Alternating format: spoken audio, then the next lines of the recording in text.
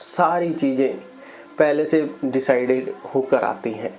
ये हमारे पूर्व जन्मों द्वारा प्रारब्ध में ऐड हो जाती है। आप बहुत सी बार देखते हैं कि व्यक्ति बहुत ज़्यादा एक्सट्रीम मेहनत करते हैं लेकिन सफलता कम मिलती है।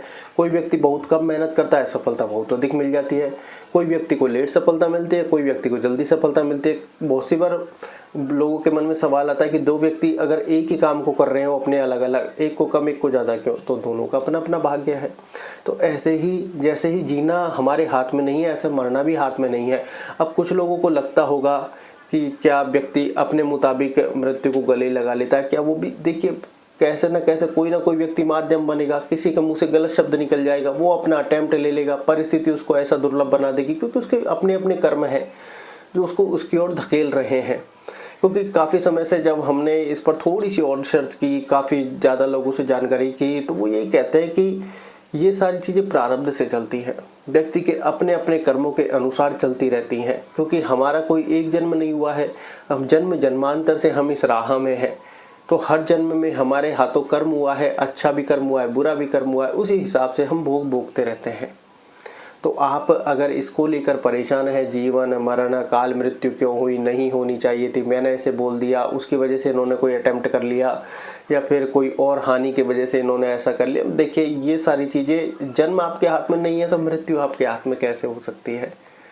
लाभ आपके हाथ में नहीं है तो हानि आपके हाथ में कैसे हो सकती है। वो कहते हैं व्यक्ति बुद्धि अनुसार एक बार गलत तरीके से धन प्राप्त कर सकता है क्योंकि भगवान ने उसे बुद्धि दी है, लेकिन जीना मरना ये आप कैसे कर सकते, क्योंकि माया का प्रभाव इतना प्रभावशाली है, व्यक्ति के कर्मों के अनुसार माया उसको वहां तक, उसके गंतव्य तक पहुंचा देती है।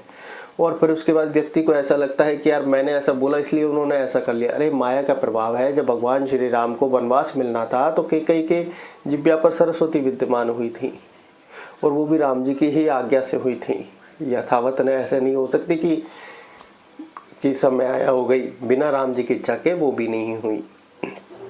तो एक तय समय में व्यक्ति, आप नोटिस करते हो जैसे हमारा जीना हुआ उस टाइम पे कहें कि 5 साल तक का लगभग हमारे कुछ याद नहीं होता, गर्भ की सारी चीज़ें हमारे याद नहीं होती, एक भी चीज़ याद नहीं होती, सारी की तो बात ही छोड़िए। उसके बाद जर्नी हमारी लाइफ आगे बढ़ती है, उसकी भी कोई चीज़ हमारे हाथ में नहीं होती। आप देखोगे कि हमको ऐसा लगता है कि हम कर रहे हैं, बुद्धि द्वारा कार्य भी कर रहे हैं, कर्म भी कर रहे हैं, लेकिन सफलता हमारे हाथ में नहीं है, फल हमारे हाथ में नहीं है। तो मरना तुम्हारे हाथ में कैसे हो जाएगा। किसी न किसी कारण, कोई माध्यम, किसी को निमित्त बनाया जाता है, तो कहीं ना कहीं उनके अपने अपने कर्मों का लेखा जोखा चल रहा होता है। ऐसे शास्त्रों में मान्यताएं हैं। जितने हमने ओपिनियंस लिए, जिन लोगों से और थोड़ी डिस्कशन किए कि व्यक्ति क्या अपने अनुसार इनको गले लगा लेता है, तो क्या ये पहले से है। देखिए एक्सीडेंटल और अकाल मृत्यु की तो हम पहले भी आपको बता चुके हैं कि ये सब पहले से निश्चित होते हैं, और ये ऐसा हमने आपको बताया भी है, एक स्टोरी भी सुनाई थी, उस स्टोरी को दोबारा कवर कर देते हैं। और बाकी की अकाल मृत्यु या फिर जो दूसरी, जैसे कि लोग खुद अपने आप को गलत उसमें ले जाते हैं, तो उसके कर्मों द्वारा उसे वहाँ तक पहुँचा दिया जाता है। तो ऐसा उन्होंने कहा कि हाँ ये भी निश्चित होता है, लेकिन इसको कॉन्ट्रोवर्शियल की वजह से बता नहीं सकते।